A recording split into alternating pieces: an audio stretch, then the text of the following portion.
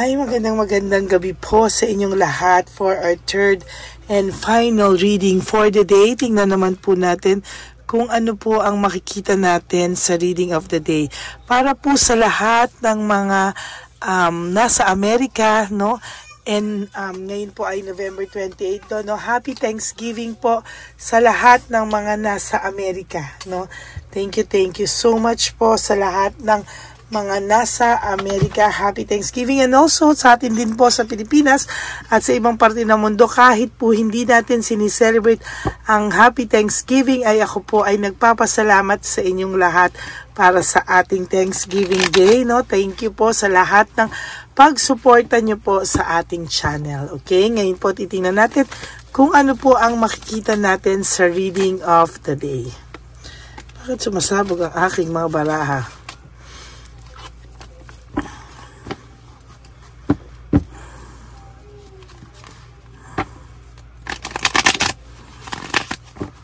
Yan. Tingnan po natin mabuti kung ano po ang makikita natin sa ating baraha ngayong araw na ito ng Biyernes. Okay?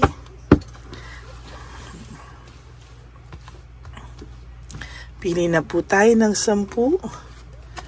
1, 2, 3, 4, 5, 6, 7, 8, 9, and 10.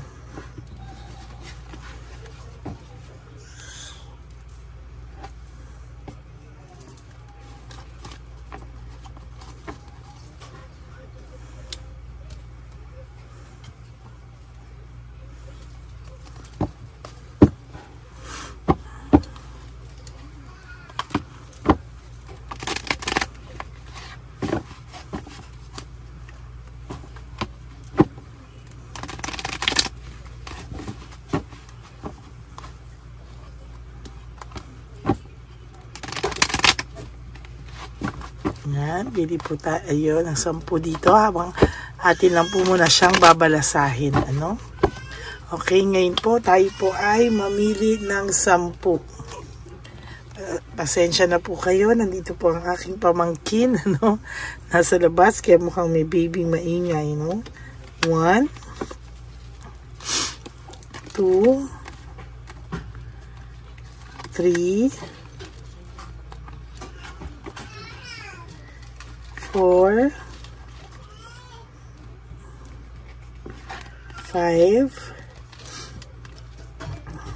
6, 7, 8, 9, and 10.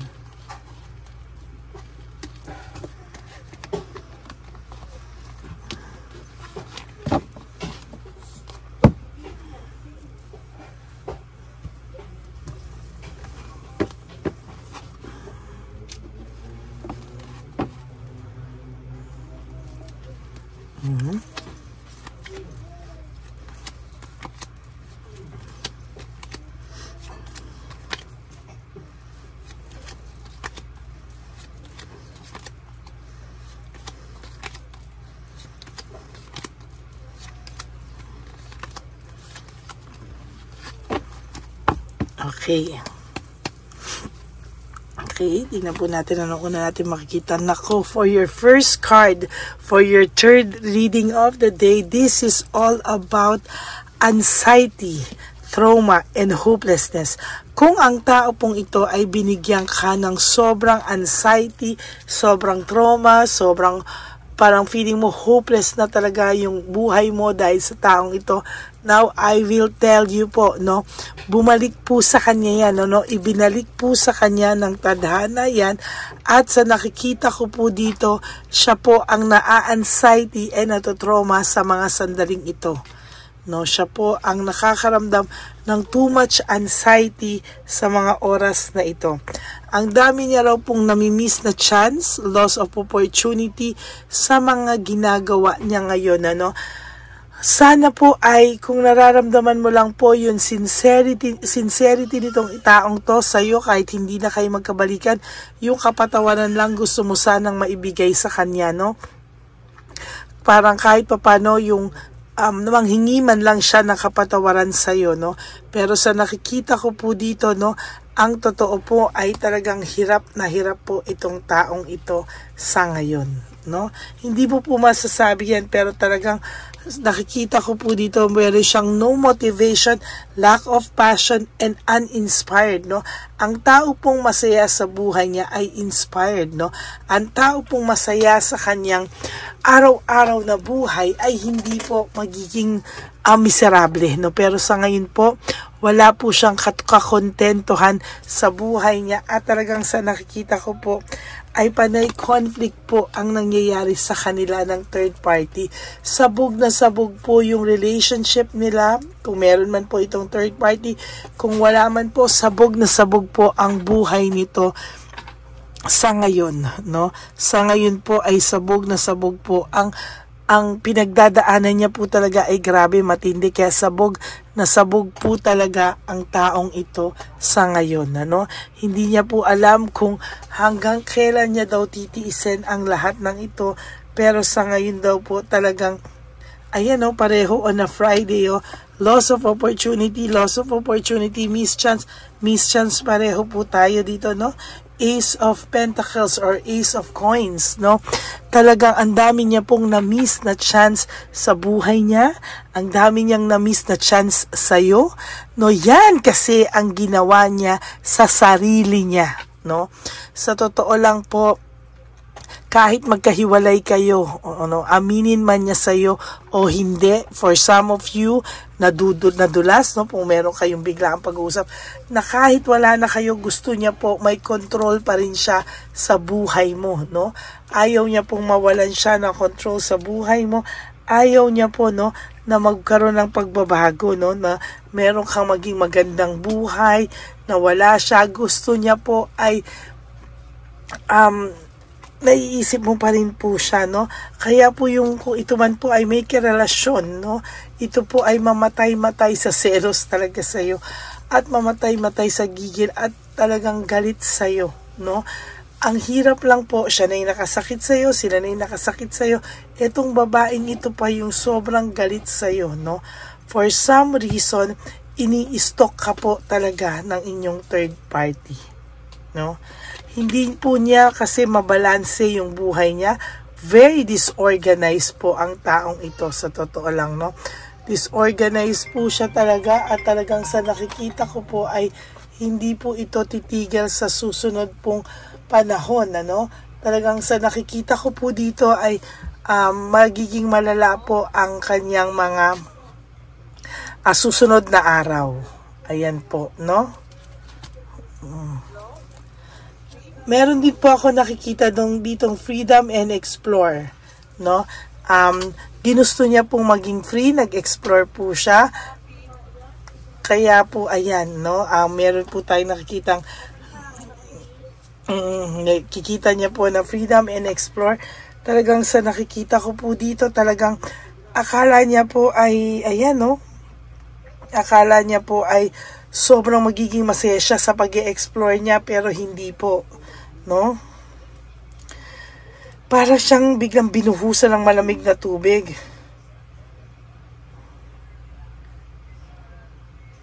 Ayan, no?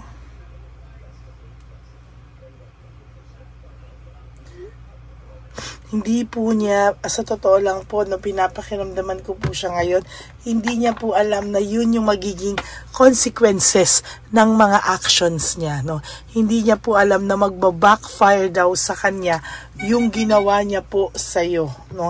Hindi niya po alam na totally itong taong to ay akala niya po lahat po ay magiging smooth, lahat po ay magiging ayos, lahat po pero hindi po talaga.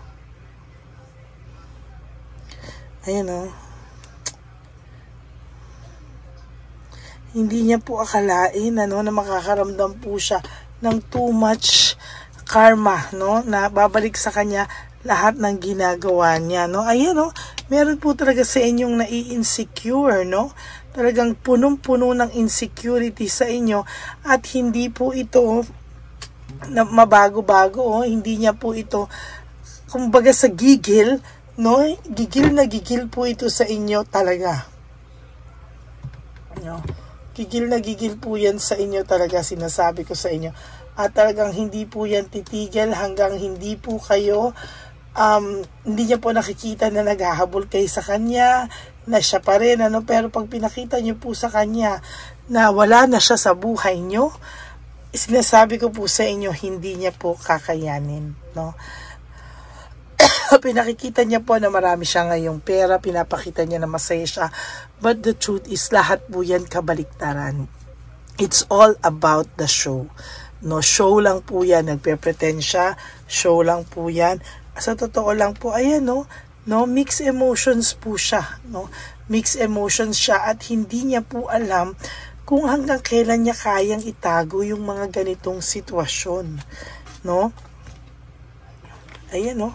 Lack of resources, unstable, yan po ang talagang nangyayari, hindi ito.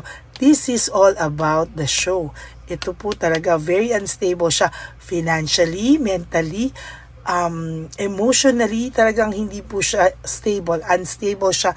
And meron din po ako nakikita dito na lack of resources, no? So nakikita ko po dito talagang natukso lang po ang taong ito, no?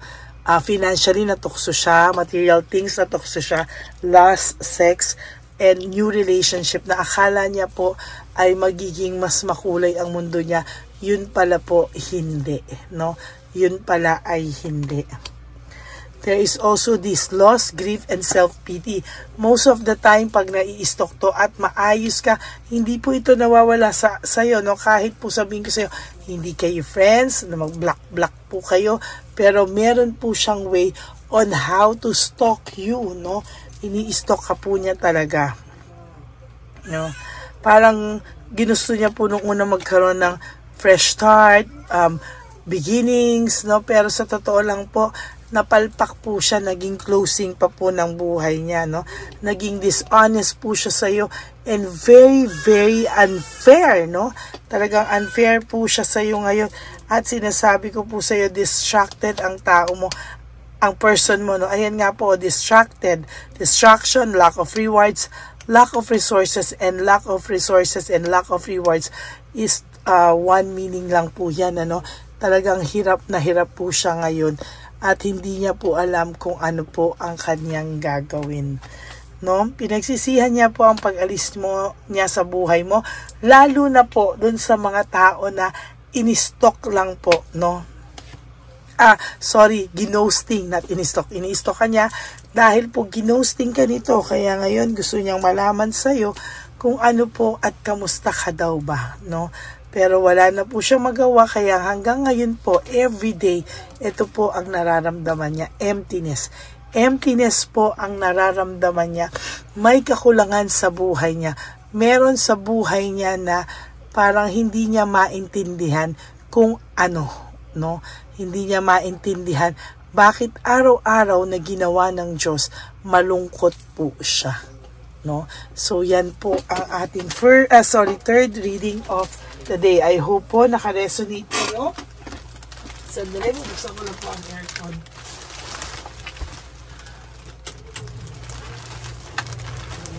Sana po ay naka-resonate kayo, and if you do, can you please give me a like and comment down below para alam naman po natin kung ano po ang inyong mga saloobin. Sa lahat po ng nagme-message sa akin na naa-addict na kayo sa readings ko, naa-addict na kayo sa akin, nakakataba po ng puso, no? Pero always remember that card reading and tarot card reading is just a guidance, no? Pag-pray pa rin po tayo for God's will. Always, always, si Lord pa rin po ang number one. And of course, for those of you who would like to have a private reading with me, you can message me po at Ladyly Elena. That's L-A-D-Y-L-Y Elena. Nasa dulo po yan ng ating video. Diyan nyo po ako makokontakt. That's my only official and legit FB account. No? Sana po napanood nyo yung second reading of the day natin today. Grabe po, very, very, very powerful din po ang second reading of the day natin. Lalo na po Friday, first reading, second reading, Napaka-powerful po niyan ngayon. And of course, bago kayo tumakbo rito sa third reading of the day. Sana po ay gamitin niyo po yung incense natin, yung wishing incense natin. Libre po yan. At talagang tapusin niyo po yan para po matugunan kahit papano yung mga inyong lungkot. Tingnan niyo po, pag ginausap niyo po siya sa ating wishing incense and wishing candle, mararamdaman niyo po yung paggaan ng inyong mga dibdib, yung mabibigat niyo pong dibdib sa loobin. Kausapin niyo po siya, sabihin niyo sa kanya lahat. And after niyo pong gawin yan, makakaramdam kayo ng para po kayong dinuduyan, no? Para po kayong ang gaan-gaan ng pakiramdam nyo, no? Ilabas nyo po lahat yan, okay? At mababaliktad po kayo, siya po ngayon yung mag-iisip sa inyo, okay? Ayan po. And also to my all my solid, faithful, and loyal Lady Elena family, maraming salamat po sa inyong lahat. Kayo po ang lakas ko sa pagpapatuloy nitong ating channel dito sa YouTube channel. Kaya maraming salamat po sa inyong lahat, no? Thank you so much from the bottom of my heart. Nagpapasalamat po ako sa inyong lahat, okay? And ang aking pong bilin sa inyo palagi, no, ay life is too short. Don't make it shorter by stressing yourself from all the pains and heartaches na binigay sa inyo na kahapon. Just surrender everything to the divine universe and just let go and let God write your life and love story. Also, isipin niyo din po, no, na everyday pagising niyo po, kailangan ang goal niyo po is to wake up and do 3 things that will make you happy for today. No, wag niyo pong parang gawin niyo pong priority yung sarili niyo kahit ngayong araw na to, and tomorrow is another day. Do the same thing, and one day you will realize, ay, okay na pala ako, nakasurvive na pala ako. Okay, maraming salamat po sa inyong lahat, and God bless you all. I love you all from the bottom of my heart. Babalik po ako tomorrow for another set of reading for our first reading, pero sana po mapanood nyo muna po yung first, second, and incenso, and then this third reading for today na hinandog ko po para sa inyong lahat sa araw na ito ng Biyernes, a very powerful day for each and every one of us, no? Maraming salamat, and please, no skipping of ads. Tulong nyo na po yan sa ating channel.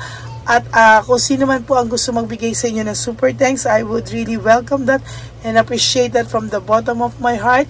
Lalo na po, meron na po tayong One Love a Day on December 14. Yan, ano, talagang maraming salamat po dahil magiging posible na naman po ang pagbibigay natin ng tulong sa ating mga less fortunate na ating mga lolo and lola sakali. Okay? Maraming kababayan, lolo't lola. Ang priority natin is the elderly, no? Kahit po makikita po natin lahat yan on December 14. No? Maraming salamat po, and i-record ko po lahat yan at ipapalabas ko sa inyo on December 15. Okay? Maraming salamat po, and God bless you all. I love you all. Bye!